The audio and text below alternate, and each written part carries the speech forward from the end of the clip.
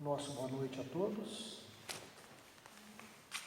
A nossa reflexão para esta noite é mais um estudo que nós fazemos que consta do Livro dos Espíritos, o livro fundamental da doutrina espírita. Não é?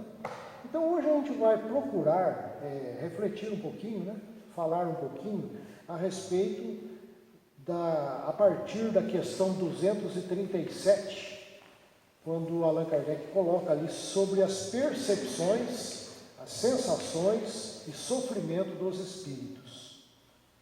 E isso é uma questão assim que cada um de nós, todos nós, temos a curiosidade de saber, uma vez que quando nós desencarnamos, na linguagem popular, quando nós morremos, o que é feito da nossa alma? Essa é a linguagem que as pessoas têm.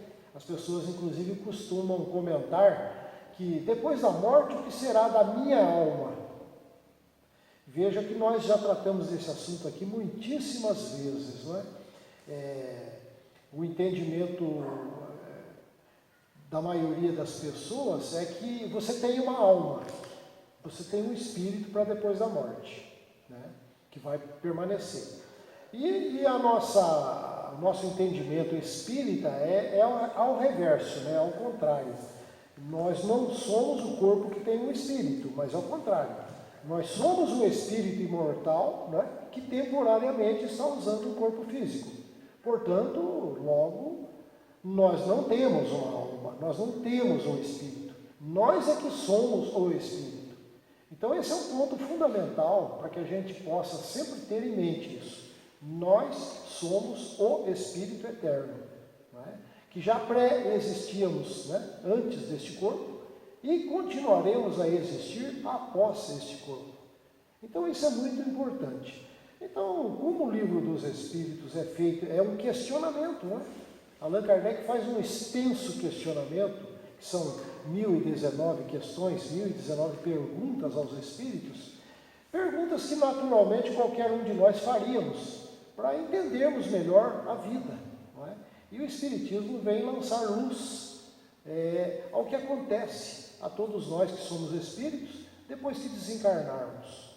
Então fica esses questionamentos para todos nós. Então essa questão 237 de O Livro dos Espíritos, Allan Kardec pergunta aos espíritos: uma vez no mundo dos espíritos, a alma tem ainda as percepções que tinha na Terra? Aí os espíritos respondem: sim, e outras que não possuía, porque seu corpo era como um véu que as obscurecia. A inteligência é um atributo do espírito, mas que se manifesta mais livremente quando não tem obstáculos a vencer. Bom, a gente vai fazer uma análise aqui. Primeiramente, isso aqui é o conceito que os espíritos nos trouxeram. Mas, se nós formos analisar a própria ciência, o que a ciência diz, está de acordo também. Porque aí tem duas questões fundamentais aí. Em primeiro lugar, é a questão científica, A própria ciência nos mostra que tudo no universo é energia. Tudo no universo é frequências, vibrações. Nós próprios somos. O próprio corpo físico é constituído de partículas, de átomos. E a constituição física do nosso corpo é feita com o material do planeta Terra, onde nós habitamos. Mas esses materiais, nós sabemos também que eles são constituídos de moléculas, de átomos, moléculas, subpartículas atômicas que se agregam e formam os corpos. E que depois, com a morte do corpo físico, se desagregam e esses elementos permanecem constituindo outros corpos na natureza. Quer dizer, analisando profundamente, não existe morte, Existe sempre uma reciclagem, Existe sempre um reaproveitamento dos elementos, que é a própria lei de Lavoisier, que nós aprendemos na escola, que na natureza nada se cria, nada se perde, tudo se transforma. Então, no universo todo existe uma constante transformação. Por outro lado, tem também a questão da evolução dos espíritos. Na vez passada nós falamos aqui a respeito da escala espírita, não é? Questão número 100 do Livro dos Espíritos, a escala espírita, onde Kardec procura ali de uma forma didática relacionar os graus de elevação e de conquista dos espíritos. Ele faz ali uma tabela, vamos dizer assim, para facilitar o nosso entendimento. Então a gente vê que os espíritos, somos todos nós, né? A humanidade toda. Quando nós falamos os espíritos, nós nos incluímos, não é? Nós somos espíritos. Todos nós fazemos uma trajetória evolutiva, né? Que diz o Livro dos Espíritos que nós começamos lá na estaca zero, né? Nós começamos lá na simplicidade e na ignorância, para fazermos uma trajetória milenar de milhões de anos, né? Para evoluir. Então nós vamos evoluindo através das nossas conquistas, das nossas experiências. Sejam elas certas ou erradas, nós vamos cada vez mais adquirindo maturidade, conhecimento, experiência de vida e desenvolvendo os valores da vida, né? Valores éticos, morais, intelectuais, artísticos, sentimentais, tantos outros valores que a gente vai agregando ao longo do tempo. Então, a pergunta aqui é a seguinte: quando nós deixamos o corpo físico, o espírito, se ele tem essas mesmas percepções que tinha aqui na Terra? É claro que o espírito não perde nunca aquilo que conquistou. Ele não perde as suas conquistas, o seu conhecimento. Diz o Livro dos Espíritos que os espíritos não retrogradam. Quer dizer, uma vez conquistado os conhecimentos, a gente não perde mais. Então, ele vai fazer uma série de questionamentos aqui. O que acontece com os espíritos? Ele está dizendo aqui na questão seguinte, na 238, as percepções e os conhecimentos dos espíritos são ilimitados. Numa palavra, eles sabem tudo. Mais uma vez, vai estar relacionado isso ao grau evolutivo de cada um, não é? De cada espírito. Eu vejo assim que na quase totalidade do aprendizado que nós fazemos aqui com o Livro dos Espíritos, tudo vai estar na dependência direta da evolução, da compreensão de cada espírito. Tudo. Não é? Então ele está dizendo aqui, numa palavra, os espíritos sabem tudo só porque são espíritos? Claro que não, né? Quanto mais se aproxima da perfeição, sim. Quanto mais evoluem, vão aprendendo mais. Mas os mais ignorantes sabem pouco. Aqueles mais evoluídos já sabem bastante. Não é? Mas isso aqui está também ligado, a gente pode levar essa questão aqui para o lado da mediunidade, por exemplo. Não faz parte aqui desse estudo, desse capítulo aqui, mas a gente pode levar isso aqui para o lado da mediunidade também. Porque é muito comum as pessoas, nas reuniões mediúnicas, só porque recebeu uma mensagem de um espírito, acham que aquilo é verdadeiro, porque os espíritos sabem tudo. Não é bem assim. Né? Não é bem assim. O próprio Kardec deixou claro que os espíritos falam daquilo que sabem. Então, os espíritos são os próprios homens, né? São os espíritos que habitaram os corpos humanos na Terra e deixaram seus corpos. Então, eles desencarnam e com a mesma condição que tinham aqui na Terra, de conhecimento. Então, eles não sabem tudo. Eles sabem relativamente ao seu grau de evolução, não é? Quando Kardec também pergunta se existe um médium perfeito, ele diz que não existe nenhum médium perfeito. Não é? Se encontrar um bom médium, já é muito. Não é? Então, essa questão de mediunidade também é muito relativa. Esse livro aqui foi todo escrito através da mediunidade, de perguntas que os espíritos responderam através de médiums. Não é? E que também é uma obra do século XIX. Em que foi construída, foi codificada essa obra no século XIX, não é? Com aquele ambiente do século XIX, com aqueles conhecimentos científicos do século XIX, não é? Então, inclusive o vocabulário empregado aqui, não é? Com espíritos que a gente sabe que a maioria dos espíritos que trabalharam com Kardec, todos eles egressos da igreja, não é? Que tinha também algumas ideias ainda pertinentes à igreja. Então, que isso aí, inclusive, transparece na obra, né? Alguns quesitos que estão próximos da ideia religiosa da igreja. Então nós temos que tudo analisar de uma forma relativa, né? Nunca como uma palavra final, né? Mas como uma palavra, um ensinamento relativo, gradativo, né? Que vai progredindo. Então ele está dizendo aqui que os espíritos não sabem tudo, né? Daí ele vai perguntar também na questão 239, os espíritos conhecem o princípio das coisas? Quer dizer, se os espíritos sabem como é que começou a vida, a origem das espécies, né? Aí a gente sabe através da ciência, não é? Que a espécie humana vem evoluindo há milhões de anos, né? Tem também aquele livro famoso, né, que é a teoria lá da evolução das espécies, de Charles Darwin, e Charles Darwin foi contemporâneo de Kardec, não é?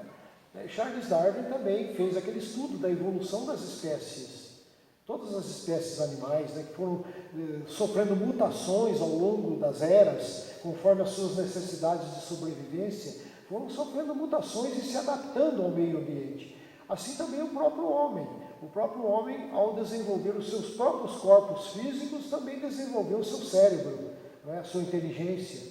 Então, é um trabalho para e passo. O espírito habitando um corpo e o corpo ajudando o espírito a evoluir.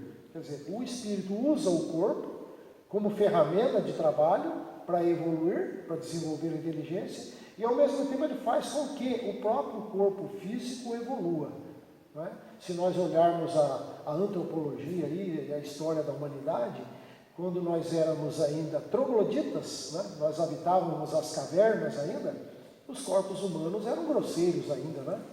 E os nossos cérebros eram menores, não tinha a capacidade de raciocínio dos dias atuais. E a gente vê que houve uma evolução, né?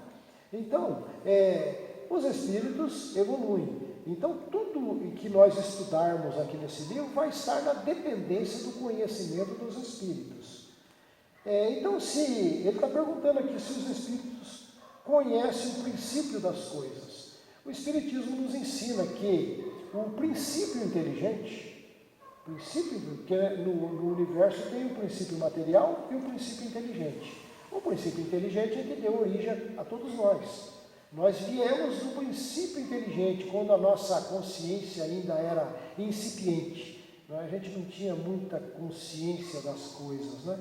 Então o Espiritismo nos ensina que esse princípio inteligente, ele fez estágios de milhões de anos, né? No mundo mineral, depois foi evoluindo, passou para o mundo vegetal, para o mundo animal, até que essa consciência se desabrochasse no reino hominal, que é o nosso reino humano, né? Quando o ser humano começou a desenvolver de forma muito relativa o seu livre-arbítrio, começou a escolher, a arquitetar planos para caçar, para fazer as coisas. Então começou-se aí a desenvolver a consciência, né?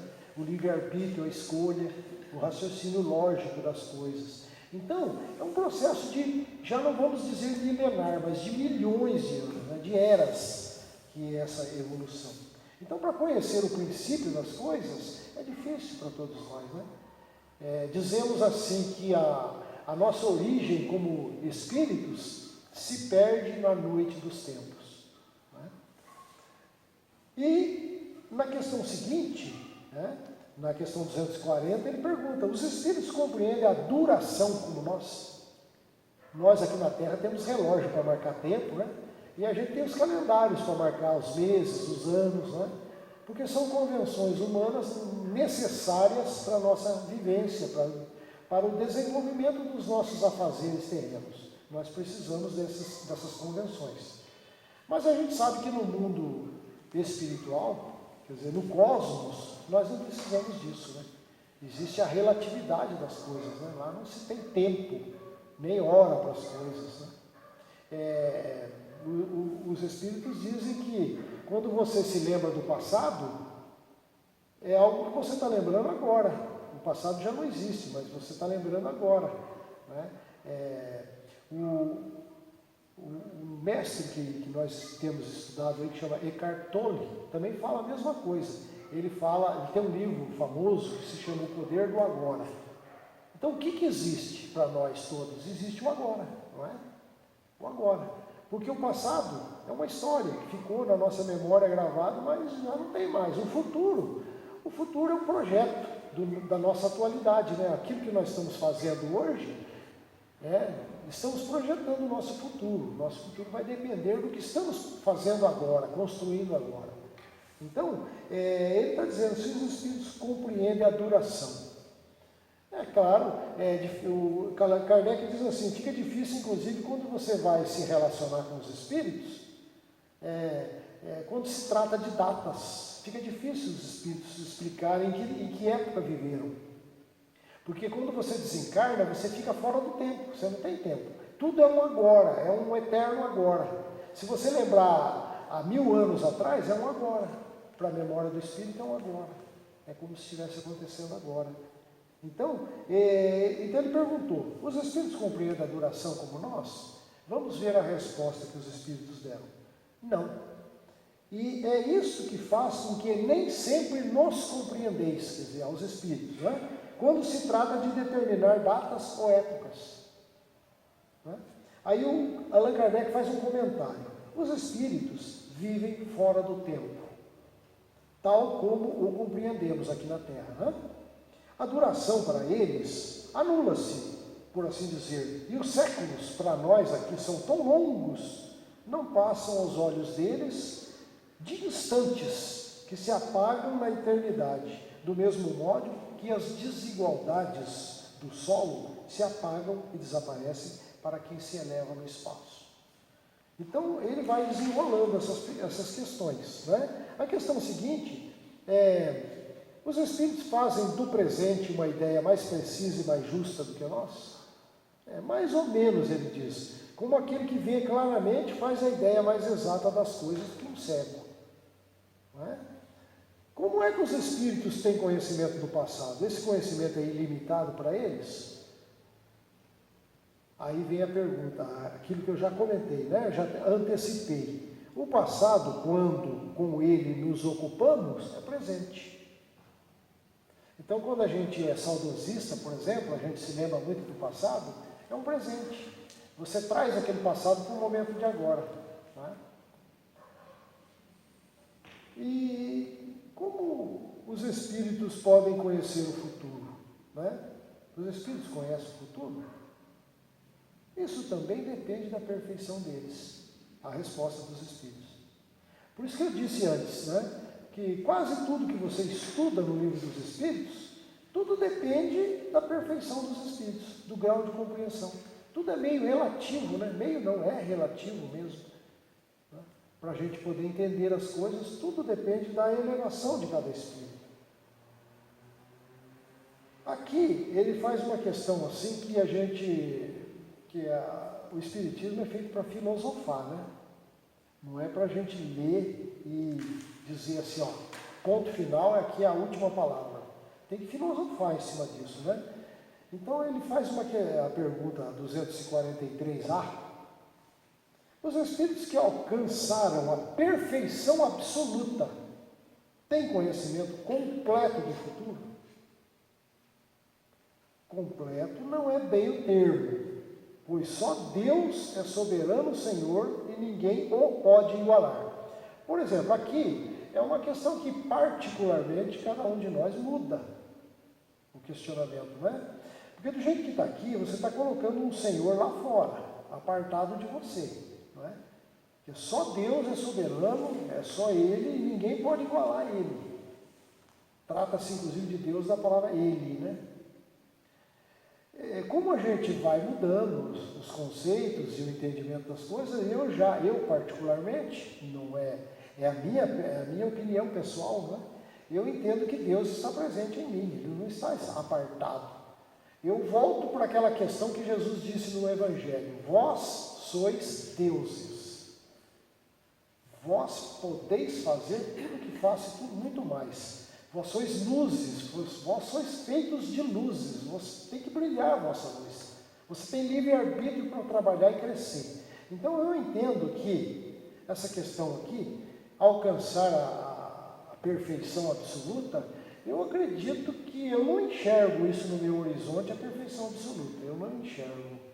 Eu enxergo que haverá sempre uma continuidade na busca do aperfeiçoamento. Haverá sempre um aperfeiçoamento constante.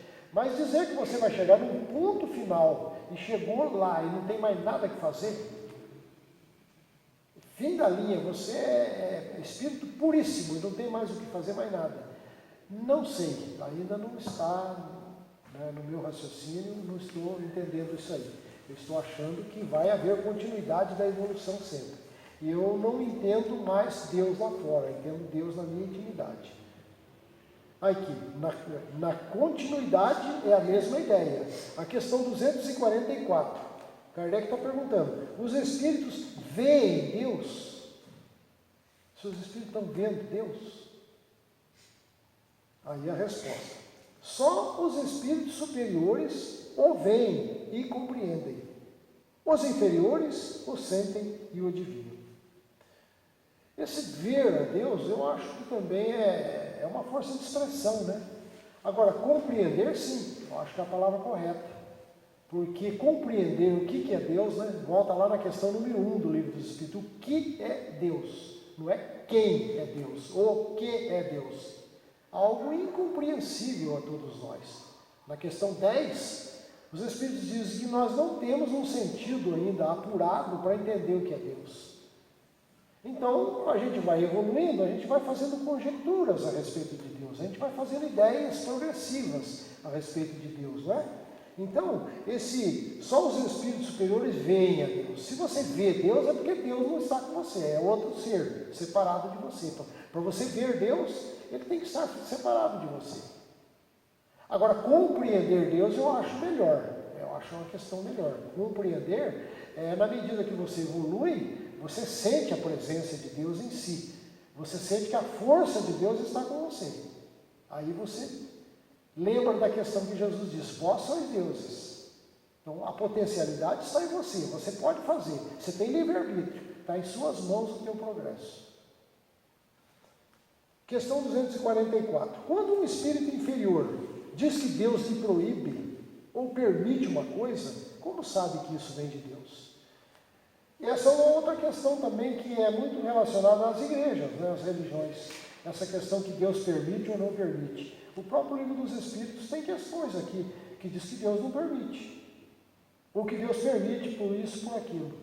Não é? Eu acho que duas coisas não podem ser ao mesmo tempo. Ou você tem livre-arbítrio, ou você tem um controle externo de Deus, uma interferência externa de Deus, que Ele vai te proibir ou deixar fazer. Não é? A questão muito debatida, muito pregada na casa espírita é o livre-arbítrio. Nós temos livre-arbítrio, temos liberdade para escolhermos os caminhos e as atitudes que queremos, assumindo as responsabilidades pelos nossos atos, colhendo os resultados pelo nosso livre agir, certo? Agora, Deus proibiu alguma coisa? Deus não proíbe nada, eu acho que não. Se já deu livre-arbítrio, não tem proibição para nada. Você pode errar à vontade, não é? Só que nós vamos assumir uma responsabilidade, né? Vamos colher uma consequência do nosso ato. Seja ele certo, seja ele errado. De qualquer forma, estaremos aprendendo sempre, não é? A visão, a ordem aqui, né? Ele está perguntando aqui, quando um espírito diz que Deus lhe proíbe ou permite uma coisa, como sabe que isso vem de Deus? Aí eles respondem, ele não vê a Deus, mas sente a sua soberania. Isso aí, essa questão de o que é certo, o que é errado, esse discernimento das coisas, também depende da evolução de cada um, não é? A ordem de Deus lhe é transmitida diretamente por Deus, né? Ou por intermédio de outros espíritos? A resposta ela não lhe vem diretamente de Deus. Para se comunicar com Deus, é preciso ser digno disso. Veja a questão. Será que toda a humanidade não é digna? Por mais inferiorizada que ela esteja, pois ela foi a criação, né? A criação do divino, como se diz, do Criador. Então todos nós somos dignos. Por pior que seja a nossa condição ética, moral, nós somos dignos, né? Então aqui está dizendo que para se comunicar com Deus é preciso ser digno disso. Todos nós temos essa necessidade da força divina em nós. Deus nos transmite suas ordens por meio de espíritos mais elevados em perfeição e instrução. Está dizendo aqui que Deus transmite a ordem para os espíritos superiores e esses transmitem aos inferiores. Fica isso aí como filosofia para cada um de nós, né? Outra coisa, a nossa visão. Quando a gente está encarnado no corpo físico, nós temos os 5 sentidos da matéria, né? Os 5 sentidos é a visão, a audição, o olfato, o paladar, o tato, né? São os sentidos físicos do corpo. Uma vez desencarnado, ele está perguntando, a visão dos espíritos é circunscrita como nos corpos? Precisa de olho para enxergar? Claro que não, né? Não, ela reside neles por inteiro, até porque nós somos frequências, né? Não precisamos do olho carnal para enxergar. Os espíritos precisam de luz para enxergar? Não precisa de acender uma luz. Os espíritos enxergam, tanto faz escuro como claro, atravessam paredes, não é? Não tem objetos sólidos, eles podem atravessar, não é? Nada é barreira para os espíritos, não é? Eles veem por si mesmos, sem precisar de luz exterior. Para eles não há trevas, a não ser aquelas trevas que podem se achar por expiação. Pode encontrar-se os espíritos na escuridão, como às vezes a gente ouve os espíritos dizerem na reunião mediúnica, né? Que ele está na escuridão, que ele está nas trevas. Mas é uma treva da ignorância, né? Do estado, vamos dizer assim, do estado mental, emocional em que ele se encontra. Às vezes o espírito está cheio de culpas, de remorsos, né? E ele se acha numa escuridão. Mas não é essa escuridão da luz externa, não é? Então eles enxergam por si mesmos, não precisam de olho, né? Os espíritos têm necessidade de se transportar, como nós aqui, né? Pegamos nosso carro, né? Pegamos um ônibus, lá no nosso lar diz que tem o aeróbus, né? O aerobus, né? É um ônibus aéreo, aerobus. Então no nosso lar diz que tem um aeróbus para você se deslocar. Mas ele está dizendo aqui, os espíritos têm necessidade de transportar-se para verem o que se passa em 2 pontos diferentes? Podem, por exemplo, vir simultaneamente nos 2 hemisférios do globo? Os espíritos, eles veem pelo pensamento. Como os espíritos se transportam com a rapidez do pensamento, pode-se dizer que ele vê em toda parte ao mesmo tempo. A velocidade do pensamento, você vê em toda parte. O seu pensamento pode se irradiar e dirigir-se para qualquer lugar. Então, você, para se transportar de um lugar para o outro, basta você pensar. Você pensa, você já está lá, no lugar que você pensou. Então, não há necessidade, né, de um veículo para você se transportar, né, e o tempo que se gasta para mover-se de um local para outro. Não há necessidade. Então, o espírito percebe os sons, também é o mesmo caso da visão, da audição, né? Os sons. Ele percebe os sons, sim, percebe até muito mais, né? Do que os nossos sentidos obtusos. Dizem que até os animais, né, os cachorros, isso, ouvem muito mais que nós, né? E essa faculdade aqui, ela é ampla, né?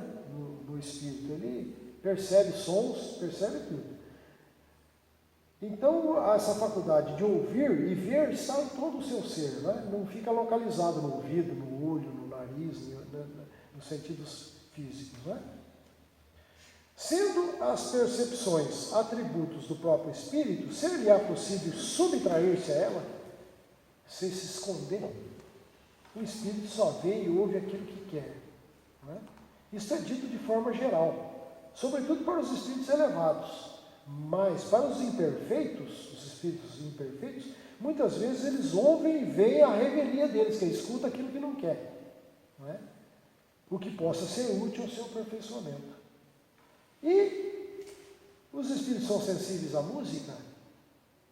Aí ele pergunta, referi-vos à vossa música? Quer dizer, ele está dizendo a nossa música terrena? Quer dizer, ele está dizendo que não é nada da nossa música terrena comparada à música celeste, que é muito mais sublime, né? Muito mais sublime. Se eles são sensíveis às belezas da natureza, claro que são, né? As belezas naturais do globo são tão diferentes que estamos longe de conhecer em cada mundo, né? As belezas naturais. Mas sim, é claro que todos os espíritos que evoluem, eles gostam de tudo aquilo que é belo, né? Tudo que é belo, os espíritos, logicamente, apreciam, né? E como que eles experimentam, né? A questão 253. Os espíritos experimentam as nossas necessidades e sofrimentos físicos. Essa é uma questão também que aparece muito nas reuniões mediúnicas. O espírito vem, através do médium, e diz que está sofrendo muito. Está com muita dor, muito sofrimento, me tire desse lugar, eles dizem assim, né? Então, ele está perguntando aqui se os espíritos experimentam as necessidades e sofrimentos físicos. A resposta, eles o conhecem, porque o sofreram, não é? Mas não os experimentam como nós materialmente, porque são espíritos. Mas conhecem o sofrimento, sim. Porque se o espírito desencarnou numa situação de sofrimento, aquilo repercute ainda, né? No seu eu, no seu ser moral, né? E até pode repercutir também através do seu perispírito, né? Que ainda fica gravado ali no seu perispírito os sofrimentos físicos que ele teve na Terra, né? E depois ele pergunta também se os espíritos sentem fadiga, necessidade de repouso. Não como nós compreendemos aqui na Terra, né? Os espíritos trabalham, não sentem a fadiga que nós sofremos no corpo físico, né? Mas o espírito às vezes tem a necessidade de um silêncio, de uma meditação, né? Não precisa de repouso corporal, porque não tem. O espírito repousa no sentido de não estar constantemente na ativa. E quando um espírito diz que sofre, de que natureza é o seu sofrimento? Angústias morais, né? Que o torturam mais dolorosamente do que os sofrimentos físicos. E aquilo que nós comentamos agora há pouco, né? Como é então que alguns espíritos se têm queixado de sofrer frio ou calor? Reminiscência do que padeceram durante a vida, algumas vezes tão penosa quanto a realidade. Frequentemente é uma comparação que fazem, mediante a qual exprimem a sua situação em falta de outra melhor. Quando se lembram do corpo que tiveram, experimentam uma espécie de impressão semelhante à de alguém que, havendo tirado uma capa, julga ainda estar com ela algum tempo depois. Então aqui encerra essa. Depois vem um ensaio teórico, né? O ensaio ele vai fazer todo um ensaio sobre isso que já foi comentado, né? Como esse aqui é longo para a gente falar tudo aqui, mas fica assim como algo para a gente pensar, né? Para a gente filosofar, porque nós também, certamente, nós desencarnaremos, né? E já desencarnamos tantas vezes, não nos lembramos, porque esse nosso cérebro atual, do nosso corpo atual, não esteve presente nas experiências passadas nossas, né? O que nós retemos como espíritos é a experiência de vida, né? A maturidade, né? As tendências, boas ou más, que trazemos, né? Daí porque o Espiritismo nos recomenda que nós façamos esforços para domar as nossas más inclinações. Más inclinações é os vícios que nós trazemos nas reencarnações anteriores, né? Vícios que nós ainda não conseguimos contornar e melhorar. Assim como temos os dons também. Os dons, aquele lado positivo, né? Aquelas conquistas positivas que nós trouxemos nas outras experiências e que hoje nós temos facilidade, né? Nos ajudam a caminhar melhor com aqueles dons que temos, porque já experienciamos isso no passado. Isso nos ajuda. Então isso aqui fica como reflexão, né, para todos nós pensarmos a respeito o que poderia acontecer após o nosso desencarne, né? São questões que a gente pode trazer para dentro de nós mesmos, né? E daí a gente vai filosofar a respeito disso, né? Que nós permaneçamos sempre assim. A respeito, tem pessoas que falam assim, que mal vem para bem. Qual é a filosofia que você faz esse detalhe? Por exemplo, eu estou indo com o carro aqui, deu um problema no meu carro, por exemplo. Há males que vêm para bem, né? É um dito popular, né? Há males que vêm para bem, né? Você analisa isso aí? males que vêm para bem. O mal, na verdade, o que é o mal? O mal, muitas vezes, é um bem mal interpretado. Tem essa frase, né? Não me lembro bem se é do Espírito Emmanuel. Aquilo que a gente chama de mal, né? O mal, muitas vezes, é um bem mal interpretado.